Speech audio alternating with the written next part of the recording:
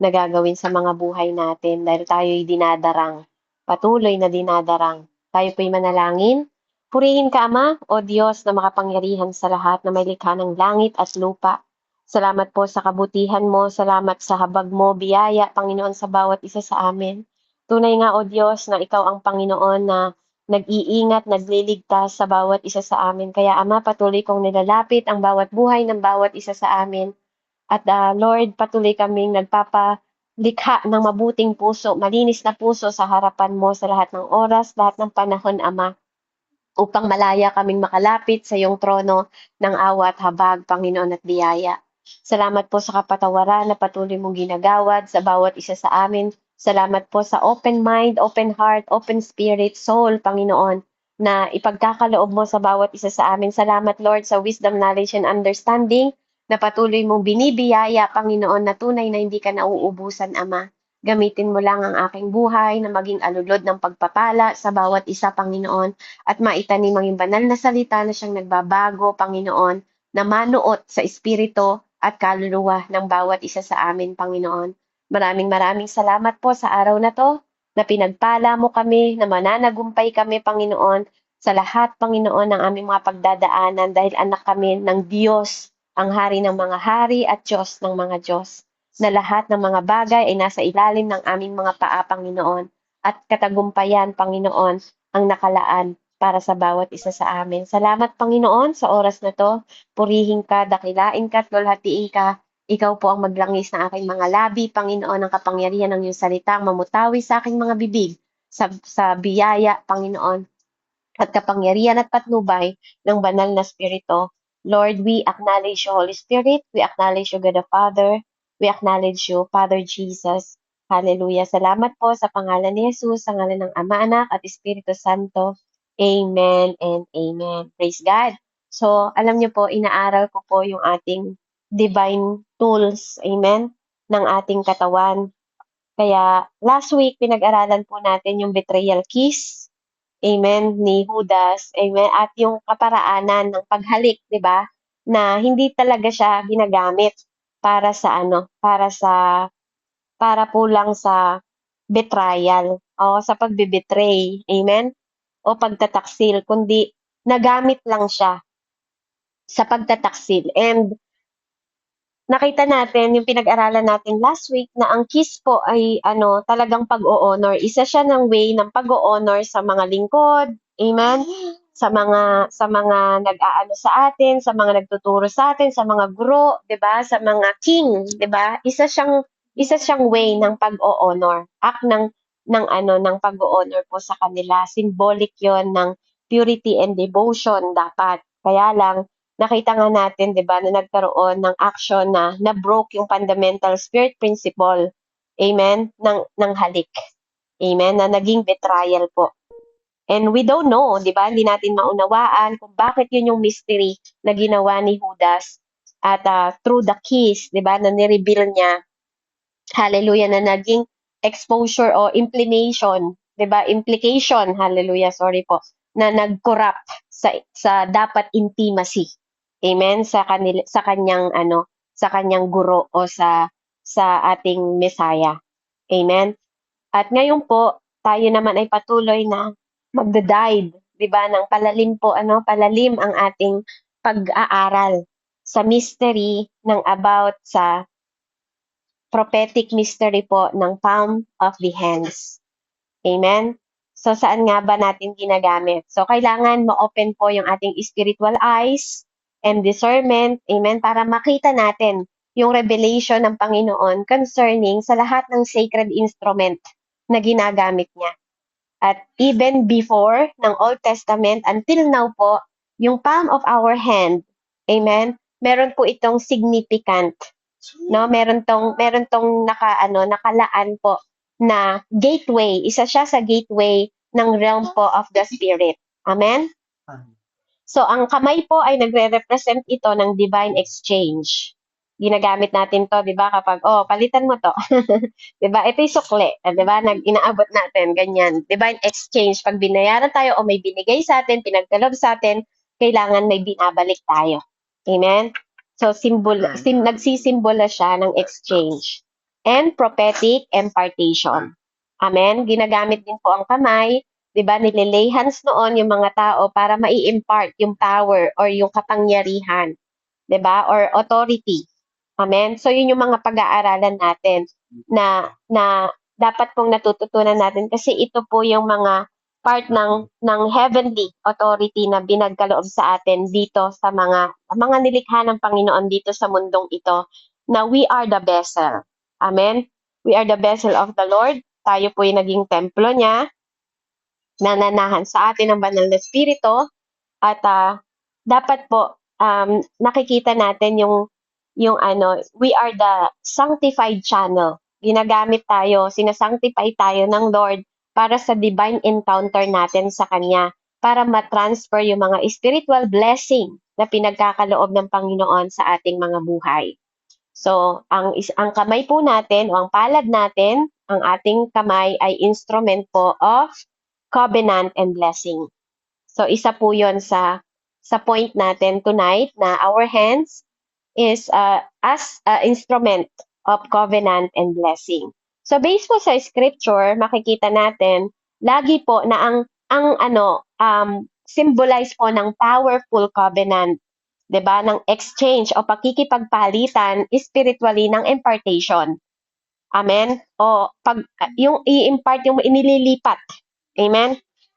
So even sa ating mga patriarchs, 'di ba, nung mga nakaraan, nung mga ng ancient natin, 'di ba, sa mga buhay nila Tatay Moises, nila Tatay Abraham, nila Tatay Jacob, dine-demonstrate po yung prophetic mystery ng paglilay ng hand, 'di ba? Even kay Tatay Jacob, yung ginawa niya apan kay Ephraim at saka kay Manasseh. Amen. So tayo po'y dumako sa Genesis 48:14. Amen po.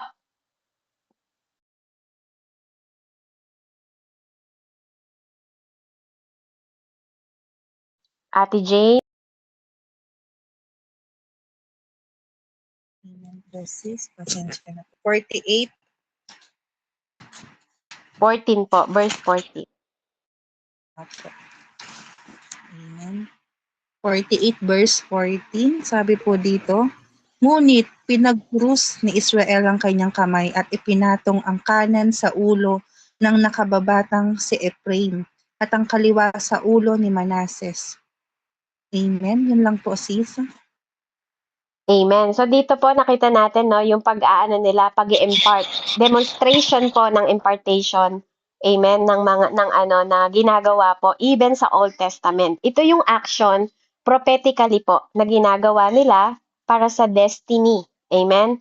Ng mamumuno sa kanila na nagsisignify po ito o ito ay nagiging simbolo ng spiritual authority na nagre-rest o namamahinga sa mga tao na yon na sa pamamagitan po ng consecrated ng palms, ng kamay o pag-lay hands. Even Lord Jesus Christ po, amen, ito yung divine truth na pinapahayag po sa atin ng Panginoon sa Mark 10:16. Sabi niya po doon, pabasa po sa Tagalog, and He took them in His arm, put His hand upon them, and blessed them.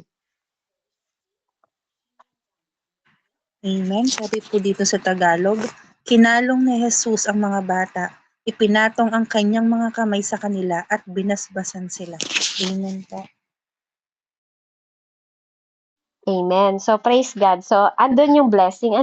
Bine-bless po niya sa pamamagitan ng pagpapatong ng kamay. So, makikita natin yung spiritual authority and blessing na nagsisignify po sa pagpapatong ng kamay o palad natin. Amen. Is part po to ng pagbe-bless, hindi lang noon, nung lumang tipan, mula sa Genesis hanggang sa bagong tipan na ginagawa po ni Jesus Christ, even sa mga bata.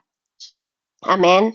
Kaya nga 'di ba pag nagbe-bless tayo kahit naman ngayon sa generation natin inaplos natin yung ulo ng mga bata 'Di ba bine-bless natin sila. So kailangan maintindihan natin yung malalim na kahulugan po na nagbibigay 'di ba ng pagpapala sa bawat isa sa atin na ito yung consecrated hands. Amen. Na nag-i-instrument po ng covenant and blessing sa mga destiny. Amen, ng prophetically na naka-affirm sa pamamagitan ng ating mga kamay at yung spiritual inheritance na kailangan ma-establish. Amen? So, mahalaga po ang pagpapatong ng kamay. Amen? Dahil ito ay nagsisignify ng covenant and blessing. Next po, the palm as a gateway of healing and miracles. Ginagamit natin ang kamay natin, 'di ba, para sa healing po and miracles. At yung part po 'yon ng kamay natin. Amen? So, ito po yung nagre-release sa pamamagitan ng palm ng ating kamay spiritually. Amen? Yung pure vessel. Hallelujah. Tayo po tayo po ang, sabi ko nga sa inyo, we are the vessel of the Holy Spirit. So, spiritually po, hallelujah, ang ating kamay, amen, ang nagpapatong sa mga may sakit, 'di ba, para mag-heal tayo. Sabi nga niya po sa Mark 16:18, they shall lay hands on the sick and they shall recover. Sa Tagalog po, Amen. Sabi po dito sa 28 verse 8, ang ama ni Publio ay 18 po, nagtataon. 18 po, Mark 16 verse 18, sorry. Ay, sorry. Sige. Mark 8:16. 18. Amen po. Sabi po dito, hindi sila mapapahama kahit dumampot sila ng ahas o makainom ng lason, at gagaling ang mga may sakit na papatungan nila ng kamay. Amen. Amen. So, dito po pinapaunawa po dito sa atin yung mystery. Amen, na matatagpuan natin. Kasi mga kapatid, you have to understand. Amen, na divine tool ang ating katawan. Ito po pinapaunawan ni Pamute po, Ate Cristita. Amen. So makikita natin na katulad po ng katawan, amen, ang espiritu natin ay may mata, ang espiritu natin ay may kamay. Amen? So magkaiba lang tayo tumitingin. Kaya kailangan nyo pong maunawaan na kung may mata ang physical eyes natin na nakakakita, may mata din po ang soul natin at may mata din ang spirit natin. So kung may kamay na physical, may kamay din po, 'di ba? Kumbaga may kamay din yung spiritual natin. Amen? So we have to live like that, mga kapatid, kasi we are born again. And since our God is the Spirit, we have to understand, 'di ba? Yung mga way ng Panginoon is not our way. At yung thought niya is not our thought. So kailangan nating maintindihan yung mystery na matatagpuan natin, 'di ba, sa pamamagitan ng ating mga kamay na may divine power and healing po tayo kapag tayo ay tunay na nakipag-isa sa Panginoon, at ito po yung mga kaparaanan na pwede nating gawin. It is command. They shall lay hands to the sick. Hindi lang magpe-pray. 'Di ba? Mas more powerful kung ile-lay hands po natin sila. And you don't have to be afraid po.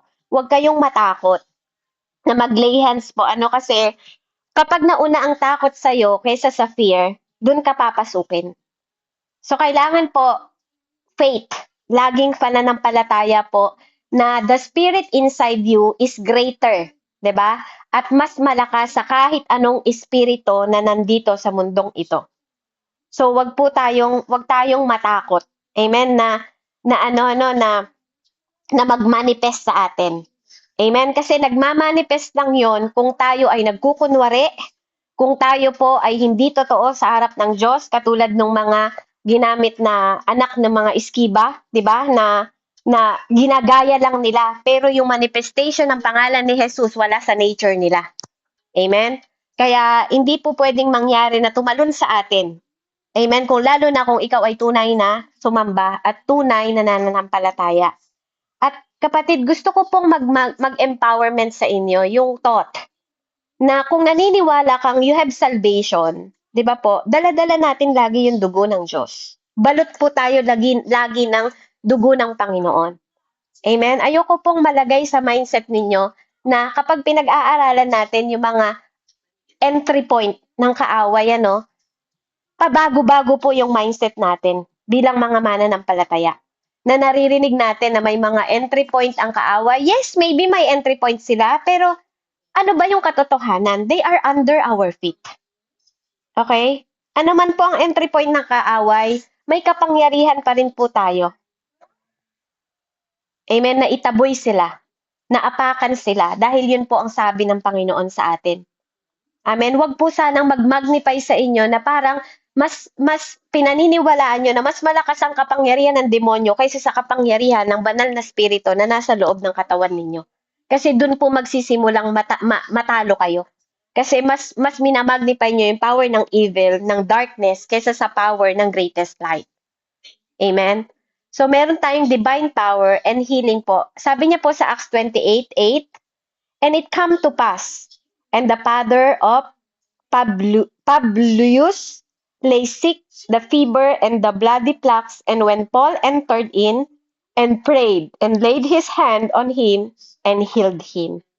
Sa Tagalog po. Amen. Sabi po dito sa verse 8, ang ama ni Publio ay nagkataong nakaratay noon dahil sa lagnat at dysenteria, kaya't ito'y dinalaw ni Pablo.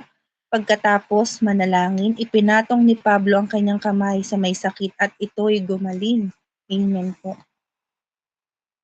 Amen. So, wala tayo namang nakita na po na pinatungan nila ng kamay tas sumanib sa kanila. Amen. Minsan po kasi, parang, yung alam niyo yun, sa pag generation by generation, ang daming nadadagdag. Ang daming mga tradition at paniniwala din na parang sinasabi na tatalon sa'yo or pupunta sa'yo, yung espiritu na nandun sa tao na yon. Amen? So, kasi kung ganun po, kung ganun ang mangyayari sa lahat sa atin, di lahat po ng naglelayhan, sinasaniban po, sasanib sa atin, lilipat sa atin. So, mahalaga po na may understanding tayo na this is divine power po and healing na gamit po ang kamay natin at paglalay hands natin.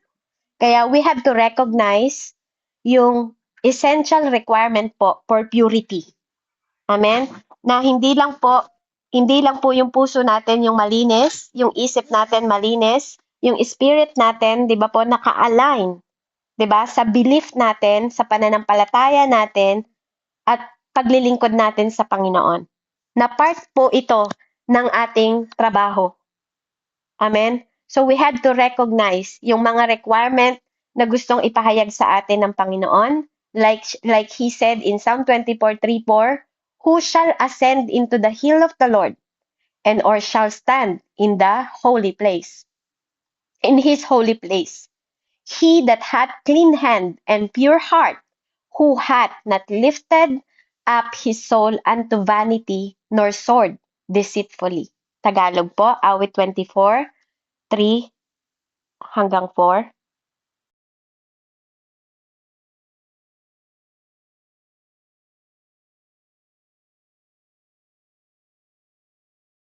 Amen po. Awit 24, verse 3-4, sabi po dito, sa burol ni Yahweh, sinong nararapat umahon? Sa banal niyang templo, sinong dapat pumaroon? Ang taong malinis ang buhay, pati ang isipan, hindi sumasamba sa mga Diyos-Diyosan at hindi sumusumpa ng kasinungalingan. Amen po, sis. Amen. Magkaiba po yung burol sa burol. Amen? Yung pagbabasa po natin, no, ingatan natin kasi sa burol ni Yahweh, kamo, ibig sabihin sa funeral ni Yahweh. So, hindi po nilibing ang ating Panginoon. Amen? Buhay po ang ating Diyos. Amen? So, sa burol po yan, Ate Jane, ha? Hindi sa burol. Amen. So, praise God po, ano? So, mahalaga po na makita natin yung effectiveness. Amen? Yung effectiveness ng divine healing sa pamamagitan po ng ating mga kamay. Na direct po, direct yung proportional na purity ng ating puso at ating buhay. Amen? So, napakahalaga. Kagabi, pinag-aralan namin yung purity po, ng puso at soul. 'Di ba? Mahalaga sa ating mga mananampalataya po na magkaroon tayo ng pure heart at yung pure na pamumuhay natin sa Panginoon. Amen? Para hindi po magkaroon tayo ng, alam niyo yun, ma-deceive yung ating mga sarili. Amen? At maging more powerful yung pinagkakaloob po sa atin ng Panginoon kasi kailangan malinis din yung kamay natin. Amen? Kapag malinis ang puso natin, yung soul natin, di ba, malilift tayo kasi hindi tayo malilin lang. Amen? Katulad ng katulad ng ano no nung yung pinag-aralan natin last week, yung halik, 'di ba? Yung halik natin sa asawa natin is divine, 'di ba? Yung halik is pag-honor, pagrerespeto. Pero kung humahalik ka sa asawa mo, then humalik ka rin sa kabit mo, 'di ba? Hindi na nagiging divine, 'di ba po? Nababahiran siya, nagiging deceitful kasi nagiging betrayal yung dapat divine na pag-o-honor. Amen? Ganon din po. Ganon din sa kamay. Amen? Kaya kailangan naguhugas tayo. Amen? Naguhugas po tayo, hindi lang physically na naguhugas ng kamay, but yung purity na hinihingi sa atin na dapat may malinis tayong puso, may malinis tayong kamay, 'di ba? Sa harap ng Panginoon at malinis na soul para mag-unite po. Amen? So, third point, hands as an instrument of authority and dominion. So, ang kamay po, instrument din siya ng authority and dominion natin. So, ang ating pong mga palad na kamay ay nagsisimbolize po ng authority at pamamahala. So, yung power, ito po yung powerfully nag-i-illustrate o nagpapakita po ng account katulad po ng nangyari sa buhay ni Tatay Moises sa Exodus 17:11 po. Pabasa po at sabi po sa English, Exodus 17:11, and it come to pass. So, nakikita niyo po, no, puro katagumpayan. And it come to pass. Pag sinabing it come to pass, nagtatagumpay sila. When Moises held up his hand, that Israel prevailed. And when he let down his hand, Amalek prevailed. Amen? Pabasa po sa Tagalog. Amen. Sabi po dito, kapag nakataas ang mga kamay ni Moises, nananalo ang mga Israelita. Kapag naman nakababa, nananalo naman ang mga Amalekita. Amen po.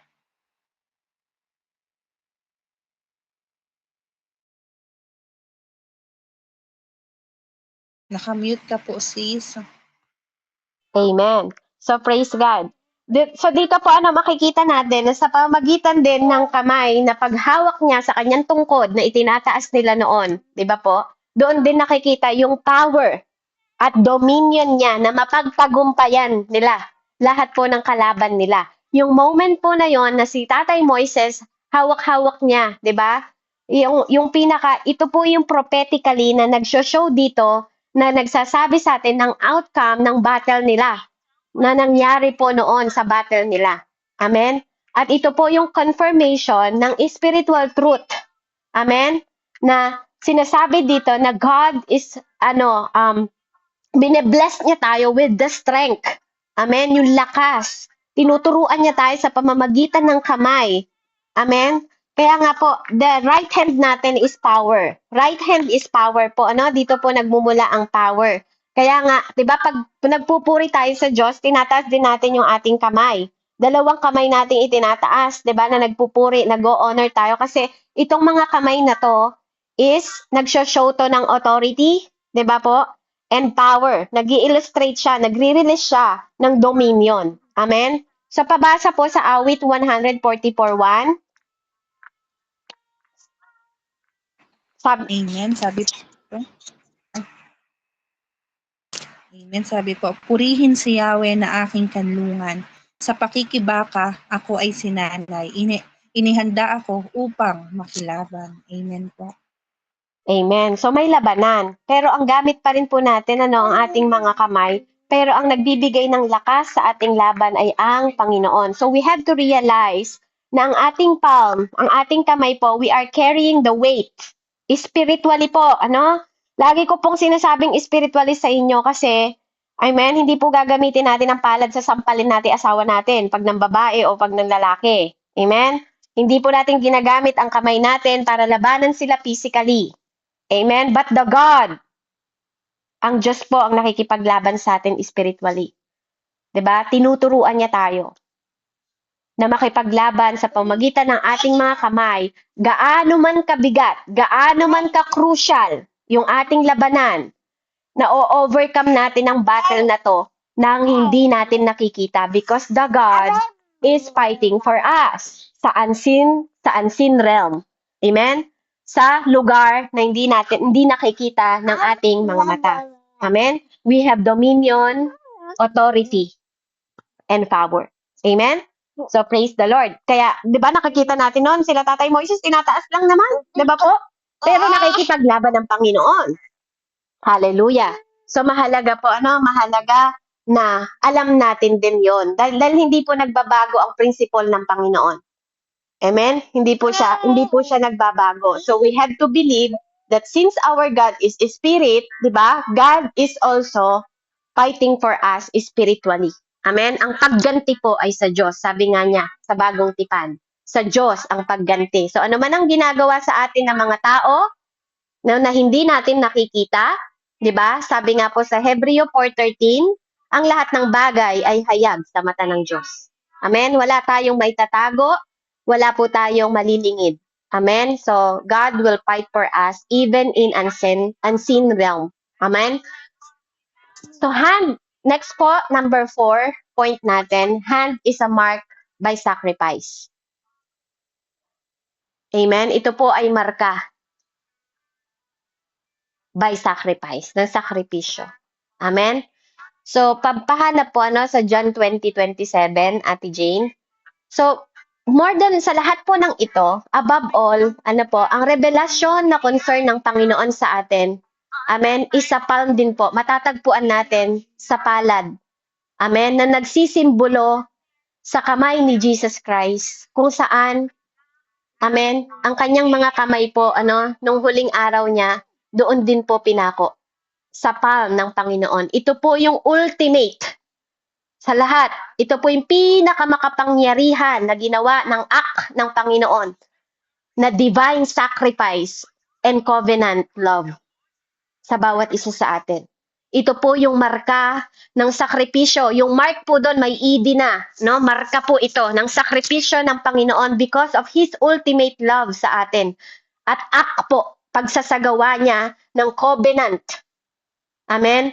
Sacrificial and covenant love ng Panginoon sa bawat isa sa atin. John 20:27 po. Amen. Sabi po dito. At sinabi niya kay Tomas, ilagay mo ang iyong daliri dito at tingnan mo ang aking mga kamay. Ilagay mo ang iyong kamay sa aking tagiliran. Huwag ka nang mag-aalinlangan pa. Sa halip ay maniwala ka. Amen. Ganon din po yung gustong ipahayag sa atin ng Panginoon. Huwag na po tayong mag-alinlangan pa, bagkos maniwala po tayo. Amen?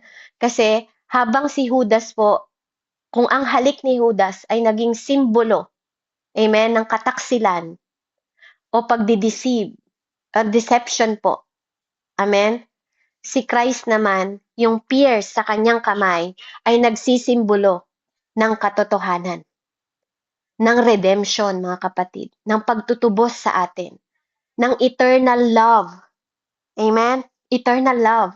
Walang katapusang pagmamahal ng Panginoon sa bawat isa sa atin, mga kapatid. At ito ay kontra sa revelasyon, 'di ba? ng mga tao sa mundong ito. Pero prophetically, 'di ba, ito yung nagre-reveal ng tunay, 'di ba, na dalawang bagay na matatagpuan natin sa spiritual path natin. Amen? At sa eternal na gustong ipaunawa sa atin ng Panginoon. Amen? Na kung ito po ay betrayal, 'di ba, sa iba, sa atin naman ito ay redemption. Amen? Kaya napakahalaga po ng palm. Amen? Kung saan ito po ang nagmamark ng sacrifice and covenant po. Divine sacrifice and covenant love ng Panginoon. Amen? And lastly po, the danger of defiling the palm. Yung panganib po naman para marumihan natin yung mga kamay natin. So hindi po lahat, 'di ba, blessing. Amen? Kaya nga napakadelikado ng isang mananampalataya na hindi naguhugas ng kamay na humaharap sa Diyos. Spiritually, amen? Hindi lang po physically. Spiritually, yung humaharap tayo sa Panginoon, napakitang tao kang malinis, pero, di ba, spiritually, kitang-kita ka ng Lord sa mga ginagawa mo. Na spiritually, yung humaharap tayo sa Panginoon. Amen? Humaharap po tayo na naririnig natin yung mga ganitong kapahayagan. And katulad po ng sabi ko, ay, Jesus. Amen. So, purihin po ang Panginoon at itong anak ko po ay nanonood din ng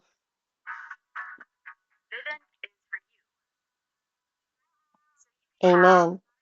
So, praise God po, ano? So, dito po yung danger na marumihan natin yung ating mga palad, yung ating mga kamay. Na po, I hope, hear me in the Spirit of the Lord po, na marinig niyo to.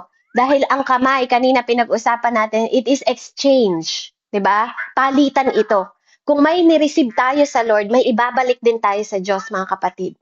Kung nire-receive natin ang redemption, 'di ba? Lagi din tayong babalik sa harapan ng Panginoon. At sa pagbabalik natin sa harap ng Lord, kailangan malinis po ang ating mga kamay. Amen? Kaya wag nating gamitin yung mga palad natin na humawak sa mga idols. Amen? Na humawak sa mga unclean things. Ano po ba yung mga unclean things? 'Di ba? Ano ba yung mga unclean? Na for example, ikaw kasal ka na, 'di ba? Siyempre divine yung relasyon ninyong dalawa. Hinahawakan mo yung asawa mo, you cannot defile your hand na hawakan yung ibang tao na hindi mo asawa, 'di ba? Kasi spiritually nadi-defile din yung inyong marriage. Kasi once na ikaw ay makipag-isa sa halimbawa kasal ka na tapos nakipag-isa ka sa ibang babae tapos hihiga ka sa kama ng inyong mag-asawa, 'di ba? Meron ng dumi. Okay? So ito po ay nagsisimbolo ng karumihan sa harap ng Diyos. Ito yung mga unclean things. Kaya nga makababasa natin, 'di ba, sa Mark po kung di ako nagkakamali, yung nadi-defile yung kama ng mag-asawa because of the unclean spirit po na sa kagagawan po ng ating flesh. Amen? Yung mga desire natin. So matatagpuan yung defilement o yung karumihan, automatically po yun kasi pinag-isa eh, 'di ba? Pinag-isa yung katawan nung hindi asawa, tapos hihiga ka sa kama ninyo. So andun po yung unclean, 'di ba? So napakahalaga po na makita natin kasi papasok doon yung kasalanan. Amen? And paano tayo magha-handle po ng success? Amen? Kung nakikita natin na humaharap tayo ng may karumihan. 'Di ba? Without acknowledging yung kapangyarihan po na pwede nating ma-obtain sa pamamagitan ng wealth, amen? Sa pamamagitan po ng biyaya ng Panginoon sa atin, kung atin po itong dudumihan yung ating mga kamay. So wag nating i-defile. Kasi kung gano'n ang mangyayari, we are defiling the spiritual portal, 'di ba? And authority po sa pamamagitan ng ating mga kamay. Kaya wag nating dumihan yung ating mga kamay. Amen. Kaya nga po sabi sa Deuteronomy 8:18, pahanap po sa Tagalog, sabi po sa English, "But thou shall remember the Lord thy God, for it is He that given thee power to get wealth, that He may establish His covenant." So tayo pinagpapala ng Panginoon po no, sa pamamagitan ng mga lahat ng hahawakan natin na ma-prosper. Pero kung nilalagay natin, ginagawa natin, sinahaluan natin ng kasamaan, yung mga blessing ng Panginoon, amen? Nagkakasala po tayo sa mga bagay na ini-establish niya sa buhay natin. Pabasa po sa Tagalog, Deuteronomy 8:18.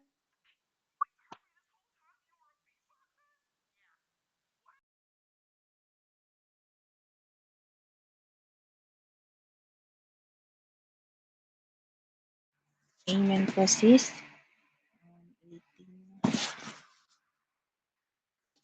Sabi po dito, subalit, alalahanin ninyong si Yahweh na iyong Diyos ang nagbibigay sa inyo ng lakas upang yumaman kayo. Ginagawa niya ito bilang pagtupad niya sa kanyang pangako sa inyong mga ninuno.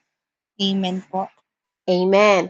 So, even po sa paghahanap buhay natin, mga kapatid, ano, wag po nating hahaluan ng kasamaan. Amen? Tatandaan niyo po, ang Panginoon may pangako po sa bawat isa sa atin na lahat ng ilelay hands ng kamay natin shall prosper. Kailangan po nating manampalataya po doon. Amen? Na kailangan mag-gain tayo. Tayo po yung magpa-profit ng mga material blessing po. Amen? Huwag nating hayaan mawala yung intimacy natin at fellowship natin sa Panginoon dahil lang gusto nating ma-obtain o gusto nating maabot, di ba? Yung mga kinaingitan natin sa ibang tao. Amen? Dahil ano bang magigain mo sa pag-a-idolize ng success kung hindi po galing sa Panginoon? Yung mga nahawakan ng mga kamay mo. Hindi ka rin naman magiging masaya. Kung galing sa nakaw yan, madali lang din yang mawawala. Amen? At the same time, nagkakasala ka pa sa Panginoon. Amen? Kasi katulad ng sabi ko po, wala tayong maitatago sa Panginoon. Magkaroon tayo ng contentment na hindi po narurumihan ng kamay natin dahil ang Diyos ang nagpapayaman at ang Diyos din po ang nagpapahirap. At may pangako po ang Panginoon sa atin. Sabi nga niya, even yung mga kayamanan ng wicked, ibibigay niya sa ating mga righteous. At kung paano gagawin yun ng Panginoon, hindi po natin yun problema. We have to believe at magtiwala po tayo sa pangako ng Panginoon.